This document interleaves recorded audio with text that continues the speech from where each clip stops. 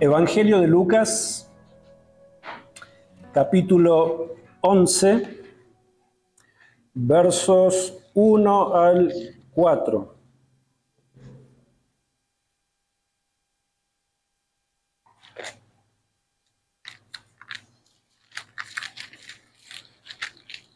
Evangelio de Lucas, capítulo 11, verso 1 al 4. Dice así la palabra de Dios. Aconteció que estaba Jesús orando en un lugar,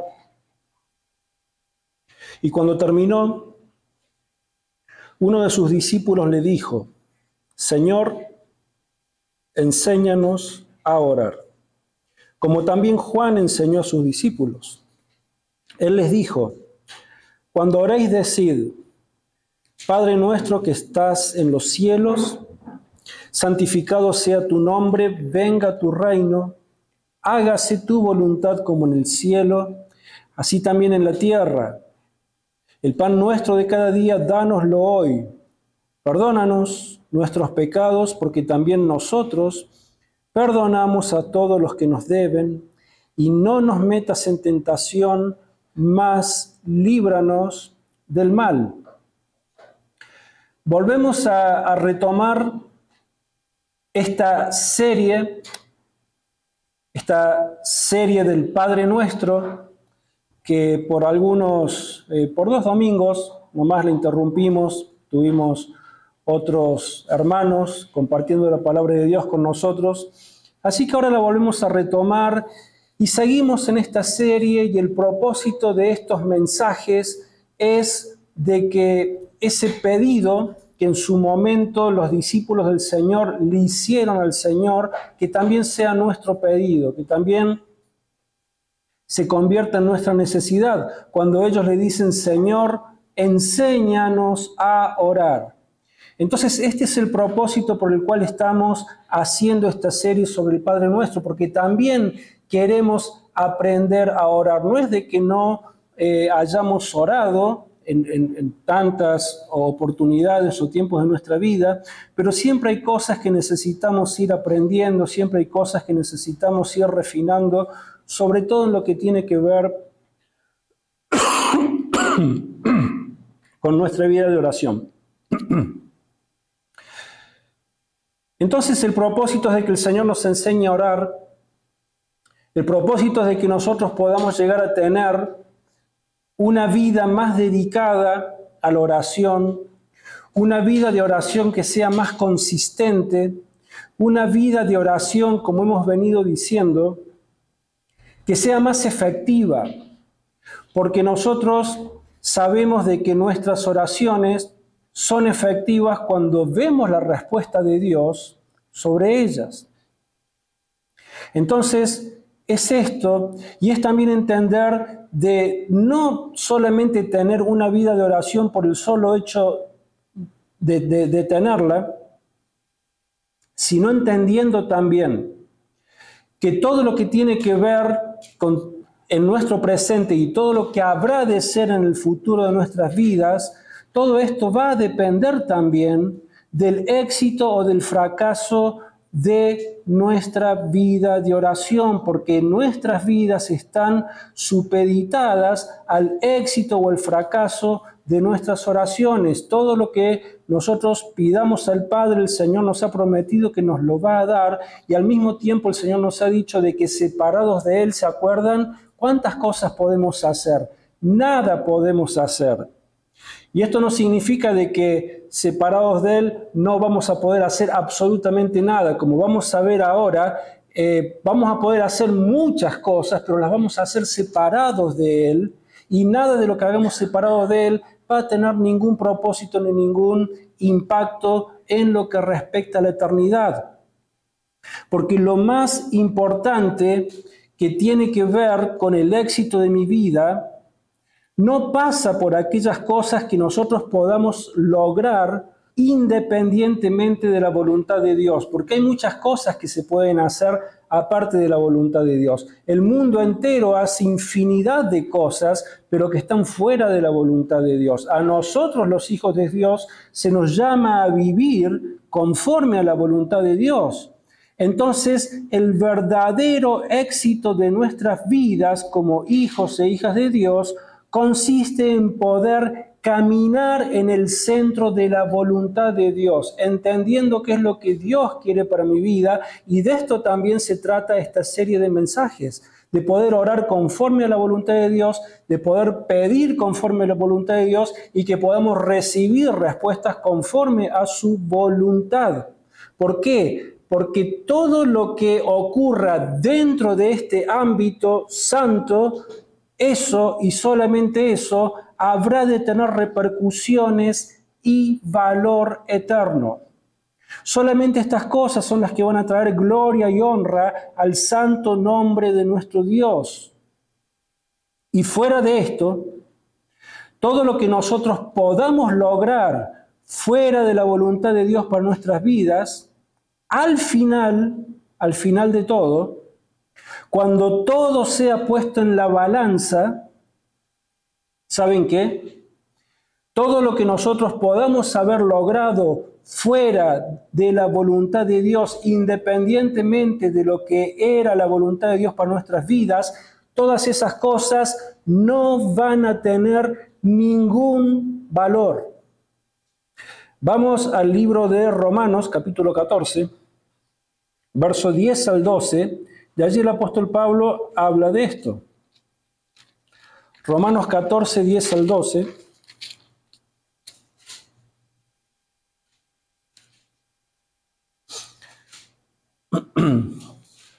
Y después vamos a estar leyendo también 2 de Corintios 5, 1 al 10.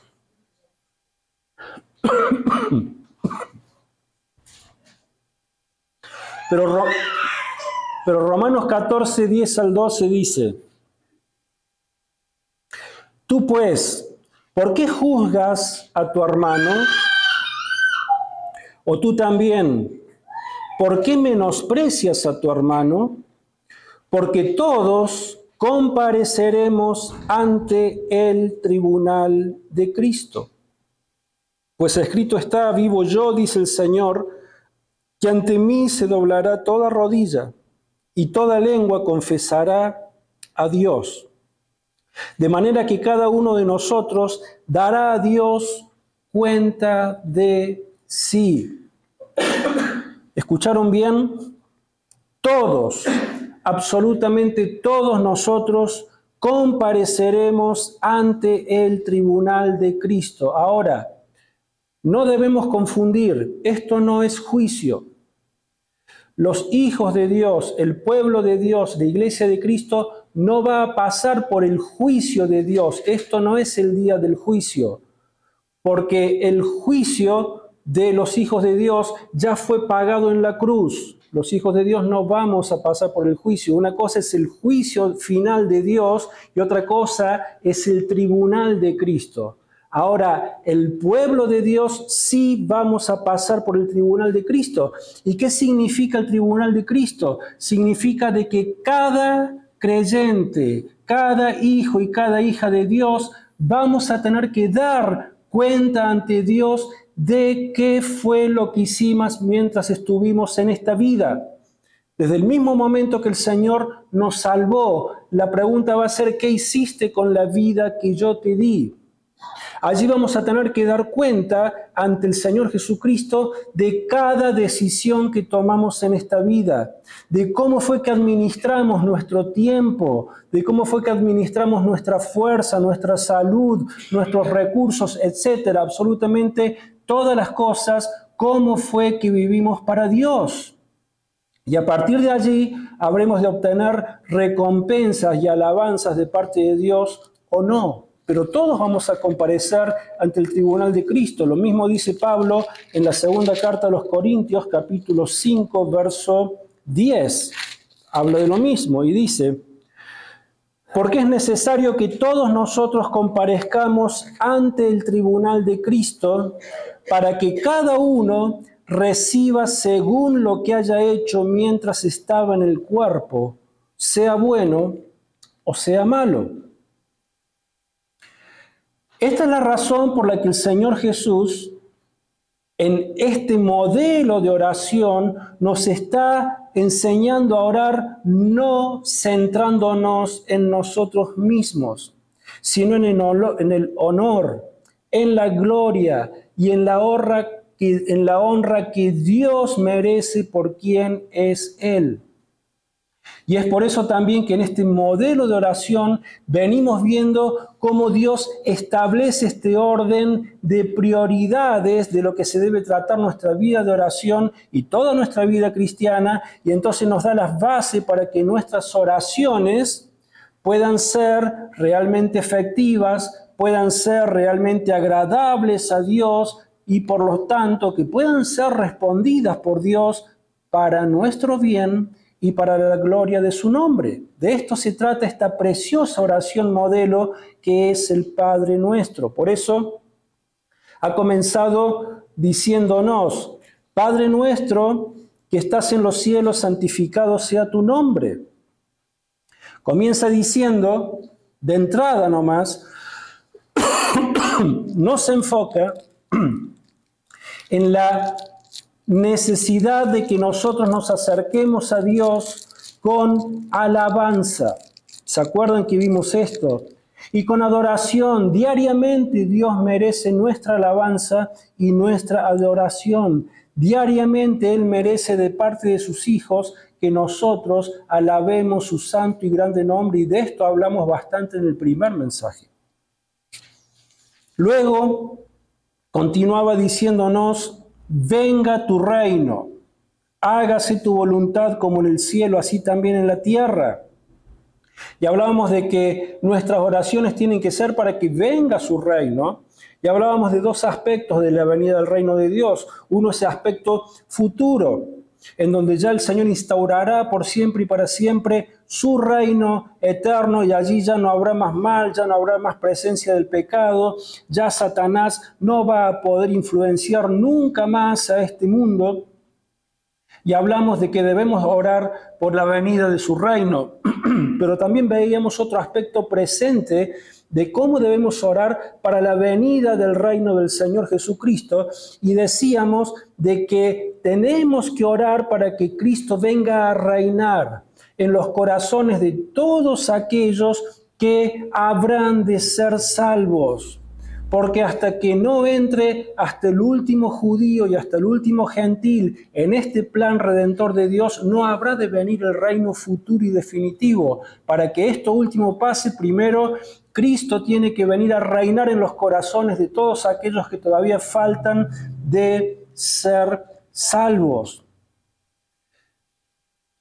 Y entonces entendíamos que para que esto ocurra, nosotros como Iglesia de Cristo debemos no solamente predicar el Evangelio de Cristo, las buenas nuevas de la salvación al mundo, sino que también debemos orar por aquellos a quienes habremos de predicar. ¿Qué tenemos que orar? Señor, que venga tu reino. Vamos a compartir tu palabra, vamos a compartir tu evangelio, las buenas noticias de salvación, pero a esas personas a quienes has puesto en mi corazón, a quienes tengo que compartir tu palabra, yo te ruego que obres en su corazón, que venga tu reino, para que la palabra, para que esa semilla no caiga en tierra infértil, sino que caiga en un corazón que la acepte, que la reciba, que la abrace y que pueda conocer tu bendita salvación. Debemos orar por los perdidos. También hablamos de qué es lo que significa pedir que se haga su voluntad en la tierra como en el cielo. Y veíamos de que en el cielo los santos ángeles de Dios hacen la voluntad de Dios a la perfección.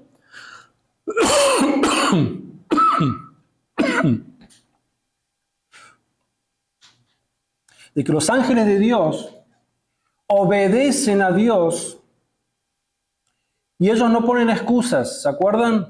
De que los ángeles de Dios, cuando escuchan la voz de Dios y las órdenes de Dios, ellos inmediatamente la ponen por obra. Ellos no se quejan de lo que Dios les pide. Ellos van y lo hacen con gozo. Pues entonces, cuando nosotros hablamos de que se haga su voluntad en la tierra como en el cielo, concluíamos diciendo de que si nosotros no estamos dispuestos, así como esos santos ángeles están dispuestos a hacer permanentemente la voz de Dios en el cielo, si nosotros aquí en la tierra no estamos dispuestos a someter nuestras vidas a la voluntad y a la palabra de Dios, no tiene sentido de que oremos por nada. Si estamos diciendo, Señor, que tu voluntad sea hecha en nuestras vidas, así como es hecha en el cielo, pero al mismo tiempo no estamos dispuestos a vivir conforme a la voluntad de Dios, pues entonces no tiene sentido que oremos por nada. Y en el último mensaje de esta serie, llegamos a la parte en donde dice el pan nuestro de cada día, dánoslo hoy. Y ahí veíamos también que tenemos que reconocer esta absoluta dependencia que tenemos de Dios en oración. ¿Para qué? Para que el Señor supla todas aquellas cosas que necesitamos para nuestro diario vivir. Porque si nosotros tenemos todo lo que básicamente necesitamos para nuestras vidas, pues entonces de esa forma vamos a ser muchos más efectivos para hacer la voluntad de nuestro Padre aquí en la tierra como es hecha en el cielo. Y esto tiene que ver con la extensión de su reino. Y vimos que al final, aquellas bendiciones que nosotros recibimos de Dios no son el fin. No estamos orando que Dios nos dé cosas y ahí termina todo. No es el fin, sino que son el medio por el cual, si nosotros somos fieles administradores de las cosas, los bienes, los recursos, todo lo que el Señor nos da, entonces no solamente vamos a tener vidas bendecidas nosotros, sino que vamos a ser más efectivos para poder predicar el mensaje del Evangelio y para que muchos más puedan ser salvos y para que muchos más, aparte de nosotros, puedan alabar y glorificar y santificar al nombre de nuestro Rey de Gloria, a este Padre nuestro que está en los cielos. Señor, enséñanos a orar. Y hermanos, tenemos que aprender a orar por todas estas cosas que venimos viendo. Por ese pan nuestro de cada día tenemos que aprender a orar porque necesitamos cosas para vivir y necesitamos recursos, no solamente para nuestra vida, sino para formar parte de este ejército que lleva el Evangelio del Señor Jesús a aquellos que todavía no le conocen. Necesitamos recursos, tener las cosas que son indispensables para poder compartir el Evangelio con las personas. Hace tiempo que venimos orando por un lugar más grande y tenemos que seguir haciéndolo para poder tener espacio, para poder contener a más personas. Y todas estas cosas cuestan. Necesitamos también comenzar en algún momento a poder ir a otros lugares, a otros pueblos y poder llevar el Evangelio y conocer gente nueva y compartir esta palabra tan preciosa que permanentemente nosotros estamos disfrutando. Y todas esas cosas tienen un costo. Alguien dijo, un pastor dijo, de que el agua de vida es gratis. O sea, la salvación es gratis, el Evangelio es gratis, a nosotros no nos cuesta nada, a Cristo le costó todo. El agua de vida es gratis, pero la cañería cuesta. Y me gusta esa figura, porque es cierto, el agua de vida, el mensaje del Evangelio, la salvación de Dios es gratis, pero llevarla al mundo perdido cuesta. Entonces nosotros tenemos que aprender a orar con esta motivación en nuestros corazones. Señor, el pan nuestro de cada día, dánoslo hoy. Bendice nuestras vidas materialmente, porque de esta forma vamos a poder tener recursos para adquirir esa cañería que necesitamos para llevar tu evangelio y que sea expandido hasta lo último de la tierra. Y ahora, para continuar, el Señor nos enseña a meditar en algo más y nos habla acerca del perdón del Padre. Por eso dice en esta parte: y perdónanos nuestros pecados, porque también nosotros perdonamos a los que nos deben. Entonces hablamos ahora del perdón del Padre. Hemos dicho que el Padre Nuestro es una oración excluyente, porque la palabra de Dios no enseña que todas las personas sean hijos de Dios, o que te haces hijo de Dios por cumplir con algún rito religioso, sino que solamente aquellos que han confiado únicamente en el Señor Jesucristo para el perdón de sus pecados, por medio de la fe en Él, estos y solamente estos que han venido con genuino arrepentimiento, estos y solo estos son perdonados y son adoptados por Dios como hijos y como hijas. Es a partir de ese momento que pasan a ser bíblicamente hijos e hijas de Dios.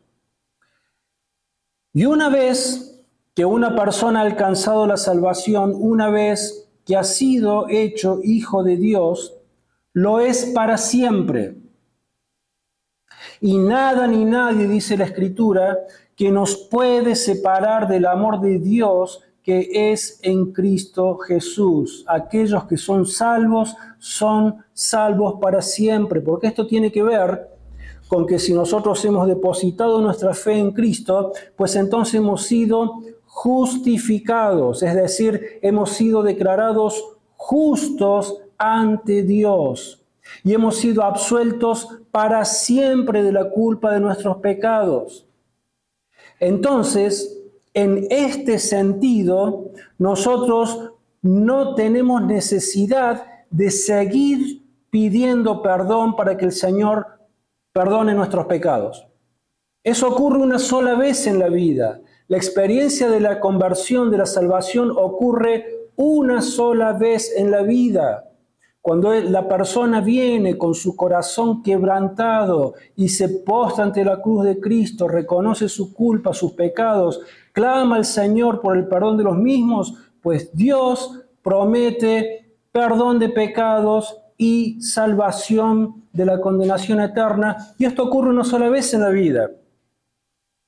Entiéndase, no tenemos que estar nosotros pidiendo cada tanto que el Señor vuelva a renovar nuestra salvación o estar pidiendo perdón para que el Señor salve de nuevo nuestra alma. Esto no es así, esto ocurre una sola vez en la vida, pero el Señor sí nos enseña en otro sentido a que diariamente pidamos perdón por nuestros pecados, que es lo que estamos viendo acá en el Padre Nuestro.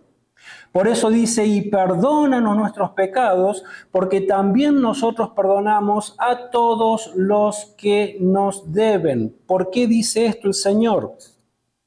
Porque sí existe un sentido en el que debemos pedir perdón diario, pero este perdón no tiene que ver ya con justificación, no tiene que ver con la salvación de nuestras almas, eso ya quedó resuelto en la cruz.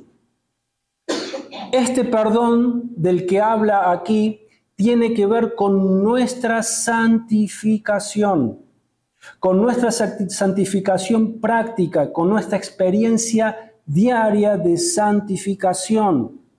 Tiene que ver con lo que debe ser mi relación diaria como hijo ante mi Padre Celestial. Porque de lo buena o mala que sea mi relación con Dios, pues de esto habrá de depender también lo bueno o mala que habrá de ser mi vida de oración. Lo exitosa y lo eficiente que habrá de ser mi vida de oración va a depender de cómo sea mi relación diaria ante Dios. Entonces, de la misma manera que vimos en el último mensaje, que debemos reconocer nuestra necesidad de pedir cada día la provisión de Dios para nuestras vidas, cuando decimos Señor, el pan nuestro de cada día, dánoslo hoy, ahora también necesitamos reconocer la necesidad que tenemos del perdón diario en nuestras vidas de nuestros pecados. Pecados, vuelvo a repetir, que ya fueron pagados en la cruz. No estamos hablando de salvación, justificación ni salvación eterna del alma. Eso quedó resuelto en la cruz. Estamos hablando de otro tipo de perdón. Perdón para salvación. Y esto lo vemos, vamos al Evangelio de Juan, capítulo 13, verso 15 al 10. Evangelio de Juan, capítulo 13, verso 5 al 10. Y dice así: Luego puso agua en una vasija y comenzó a lavar los pies de los discípulos y a secarlos con la toalla con que estaba ceñido. Cuando llegó a Simón Pedro, éste le dijo: Señor, ¿tú me lavarás los pies? Respondió Jesús y le dijo: Lo que yo hago tú no lo comprendes ahora, pero lo entenderás después. Pedro le dijo: No me lavarás los pies jamás. Jesús le respondió: Si no te lavo, no tendrás parte conmigo. Le dijo Simón Pedro: Señor, no solo mis pies, sino también las manos y la cabeza. Jesús le dijo: El que está lavado no necesita sino lavarse los pies, pues está todo limpio, y vosotros limpios estáis, aunque no todos. ¿Qué está pasando acá? Es en el contexto de la última cena que Jesús iba a tener con sus discípulos. Y ellos sabían, entre ellos tenían diferencias y sentían celos y envidias y reclamaban un montón de lugares de privilegios. Y Jesús les está dando ejemplo y les dice: yo les voy a lavar los pies a ustedes ahora. Por eso es de que Jesús se ciñe con una toalla y toma allí una vasija con agua y se predispone a lavar los pies de ellos. Y claro, lo que sucede es de que esto era una actividad que solamente la hacían los esclavos, no la hacían el dueño de casa. Era algo que de alguna manera era una actividad muy humillante, tener que estar lavando los pies de las personas. ¿Por qué lavaban los pies de los visitantes? Porque en esos tiempos los caminos eran de polvo, la gente andaba con sandalias y siempre que llegaba una visita a casa, una forma de demostrar hospitalidad y respeto era lavarle los pies, lavarle el polvo de los pies, pero esto era algo muy humillante, esto no lo iba a hacer el dueño de casa. Por eso es de que Pedro le dice: Señor, no me vas a lavar los pies jamás, yo no voy a permitir que vos te humilles de semejante manera para lavarme los pies a mí y mucho menos a estos otros. Y Jesús le dice que si no te lavo no tendrás parte conmigo. Y entonces Pedro le dice: bueno, Señor, está bien, lávame no solamente los pies, sino también las manos y la cabeza, lávame todo el cuerpo. Pero Jesús le dice: el que ya está lavado no necesita lavarse todo de nuevo, sino solamente los pies. Lo que Jesús está haciendo en este momento de manera simbólica es decir, cómo es de que ellos debían tratarse entre ellos, cómo es de que debían, en lugar de estar peleándose por todo lo que se peleaban, que tenían que ministrarse y que tenían que perdonarse cada uno de ellos. Entonces está hablando, todo esto era un símbolo de limpieza espiritual entre ellos. Por eso Jesús les dice: los que ya están lavados, ustedes que ya son salvos, no necesitan ser lavados de nuevo, porque ya sus pecados fueron perdonados y ya tienen asegurada la salvación. Y cuando yo vaya a la cruz, esa salvación va a ser efectiva en sus almas, pero ya está. Solamente necesitan lavarse los pies. ¿De qué? De la simbología acá de alguna manera es de que nosotros cuando caminamos por esta vida es inevitable que el polvo del pecado no se adhiera a nuestros pies. De manera simbólica estamos hablando. Las situaciones de cada día, aquellas cosas que todavía se levantan en nuestro corazón y nos manchan con el pecado y ofenden a Dios. Pensamientos que sabemos que son pecaminosos, pero que inevitablemente se levantan en nuestra mente. Palabras que muchas veces salen de nuestra boca y que inmediatamente nos damos cuenta que estamos pecando contra Dios o contra alguien. Actitudes que tenemos, prejuicios y tantas cosas que todavía se manifiestan en nuestras vidas y que tantas veces es de manera involuntaria porque no estamos pensando en que queremos hacer eso, sin embargo de repente se manifiesta en nuestra vida cosas que no quisiéramos que estén allí y sin embargo están. Pues de esto se trata el pedirle al Señor que perdone nuestros pecados de cada día, porque no hay día de la vida que no pequemos contra Dios.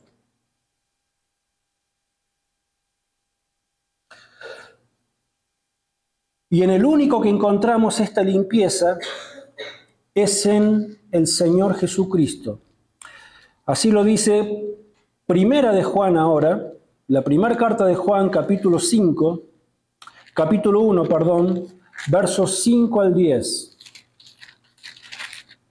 Primera de Juan, capítulo 1, versos 5 al 10, dice: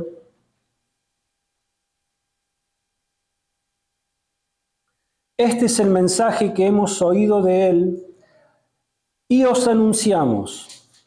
Dios es luz y no hay ninguna tinieblas en Él. Si decimos que tenemos comunión con Él y andamos en tinieblas, mentimos y no practicamos la verdad. Pero si andamos en luz, como Él está en luz, tenemos comunión unos con otros y la sangre de Jesucristo, su Hijo, nos limpia de todo pecado. Si decimos que no tenemos pecado, nos engañamos a nosotros mismos y la verdad no está en nosotros. Si confesamos nuestros pecados, Él es fiel y justo para perdonar nuestros pecados y limpiarnos de toda maldad. Si decimos que no hemos pecado, lo hacemos a Él mentiroso y su palabra no está en nosotros. ¿A quién le está escribiendo Juan? A una iglesia de personas ya salvas, a cristianos. Y les dice, si decimos que no hemos pecado, si decimos que no cometemos pecado, estamos mintiendo. Lo estamos haciendo a Él mentiroso. Entonces, si nosotros confesamos nuestros pecados, Él es fiel y justo para perdonar nuestros pecados y limpiarnos de toda maldad. Ahora, esto no significa de que nosotros tengamos luz verde para practicar deliberadamente cualquier tipo de pecado, total el Señor después me perdona. No es así, no es lo que enseña la Escritura. Significa que todavía hay pecados en nuestra vida, en nuestro corazón, en los que de manera no intencional caigo a diario y necesito esa limpieza de Dios para que mi relación con mi Padre Celestial se mantenga limpia, se mantenga fluida, los canales de comunicación con mi Dios se mantengan abiertos aunque cometamos pecados. Y en esto existe un tercer factor que está íntimamente relacionado con todo esto y que no es posible separarlo, y es que la buena relación que yo tenga con Dios, entre otras cosas, depende, por lo que nos enseña el Señor en este modelo de oración, la buena relación, que ese canal de comunicación se mantenga siempre abierto y dinámico con Dios, también depende de ¿qué? De que yo haya perdonado a aquellos que me han causado algún tipo de mal. Entonces el Señor nos está diciendo de que si no hay perdón humano, si yo no estoy perdonando a aquellos que me han hecho algún daño, entonces tampoco va a haber perdón de Dios. Es lo que dice el Padre Nuestro, ¿no es cierto? Cuando nosotros decimos al Señor, y perdónanos nuestros pecados, porque también nosotros perdonamos a los que nos deben, ¿qué es lo que le estamos diciendo al Señor? ¿Se pusieron a pensar? Cuando yo le digo al Señor, Señor, perdona nuestros pecados, perdona mis pecados, porque yo también perdono a todos aquellos que me deben, perdono a todos aquellos que me han ofendido, perdono a todos aquellos que me han herido. Lo que yo le estoy diciendo al Señor es, Señor, perdona mis pecados en la misma proporción en la que yo estoy perdonando los pecados de aquellos que me hacen mal. En la misma proporción, Señor, en la que yo estoy perdonando a aquellos que me han ofendido, de esa forma también vos perdonás mis pecados. Si vamos al Evangelio de Mateo, en el capítulo 6, que es donde encontramos otra oportunidad en la que el Señor ha enseñado esta oración, la misma oración, nada más que tiene un agregado aquí. Mateo capítulo 6, verso 14 al 15. Pero lo que vamos a leer en el 14 al 15 lo dice inmediatamente después de lo que dice el 13. ¿Qué es lo que dice el 13? Bueno, es el final del Padre Nuestro, como lo vemos en Lucas. Dice, no nos metas en tentación, sino líbranos del mal, porque tuyo es el reino, el poder y la gloria por todos los siglos. Amén. Bueno, así termina en Lucas, pero en Mateo continúa la enseñanza de la oración. ¿Y qué es lo que dice el 14 y el 15? Dice, por tanto, si perdonáis a los hombres sus ofensas, os perdonará también a vosotros vuestro Padre Celestial. Pero si no perdonáis sus ofensas a los hombres, tampoco vuestro Padre os perdonará vuestras ofensas. ¿Se dan cuenta que hay una condición muy clara?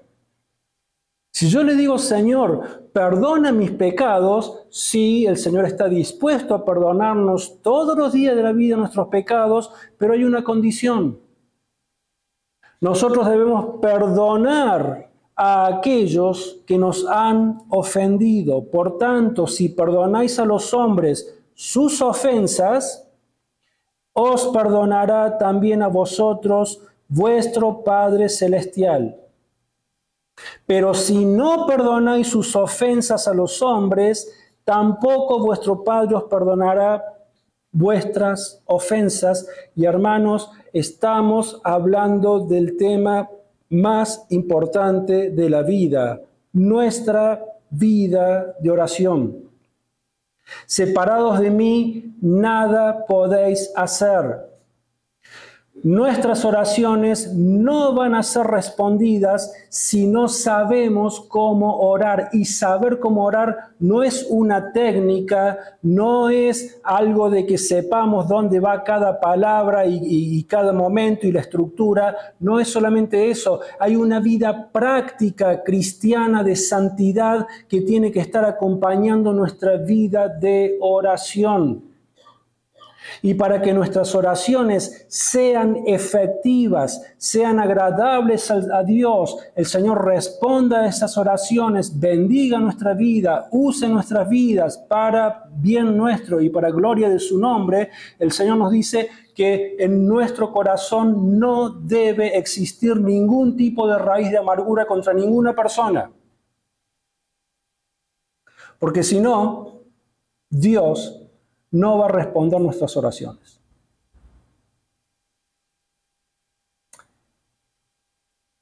Si nosotros perdonamos a otros, Dios nos perdona a nosotros. Pero si nosotros nos negamos a perdonar a los otros, Dios se va a negar a perdonarnos. Y nosotros no podemos pasar por alto esta parte de la enseñanza del Padre Nuestro, de cómo es que debemos orar. Nosotros debemos enfrentar este punto si queremos que nuestras oraciones sean eficaces. Y debemos ser muy honestos ante Dios. Porque no está bien pecar, hermanos, mientras oramos, aunque también pecamos tantas veces cuando oramos. Pero si yo estoy pidiéndole cosas al Señor, o estoy alabando al Señor, o estoy pidiéndole que perdone mis pecados, y yo no estoy perdonando a los que me han ofendido, estoy pecando contra Dios. Porque hay raíces de amargura en mi corazón. Si nosotros hacemos esta petición y hay raíces de amargura en nuestro corazón contra alguna persona, entonces presten atención, si nosotros hacemos esta petición, pero hay raíces de amargura en mi corazón, hay falta de perdón en mi corazón contra alguien, entonces lo que le estoy pidiendo a Dios es de que no me perdone.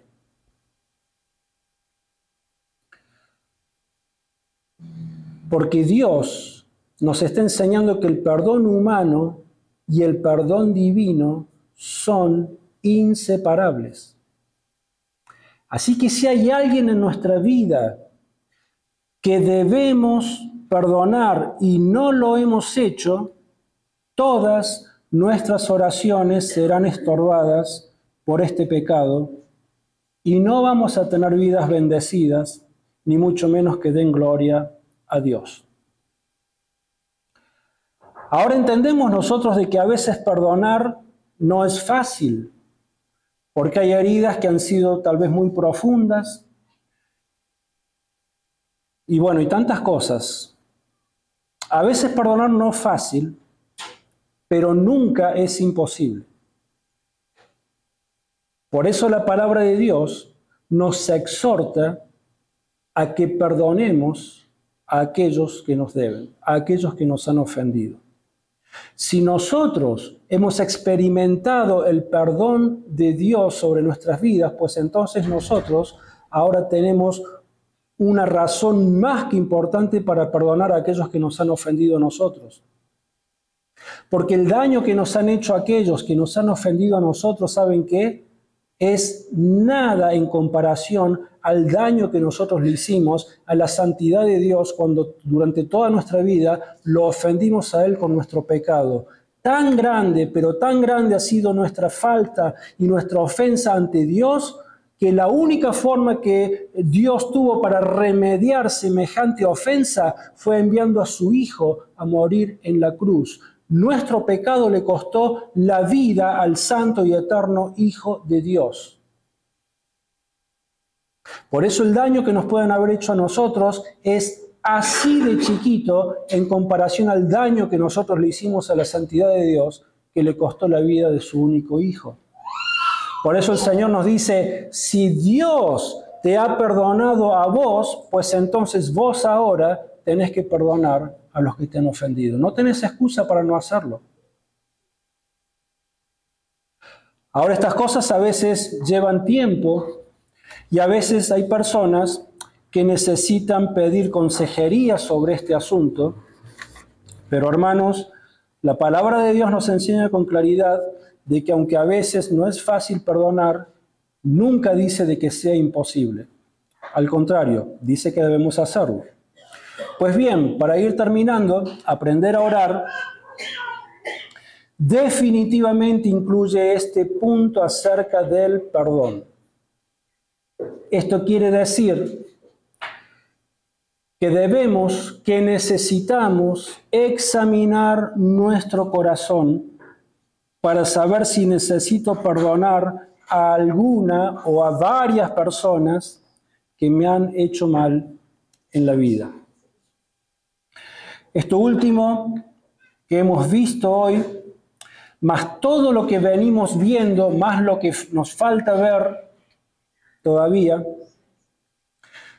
son el fundamento, son los cimientos sobre los cuales nosotros edificamos nuestras vidas de oración para que sean efectivas y para que sean exitosas.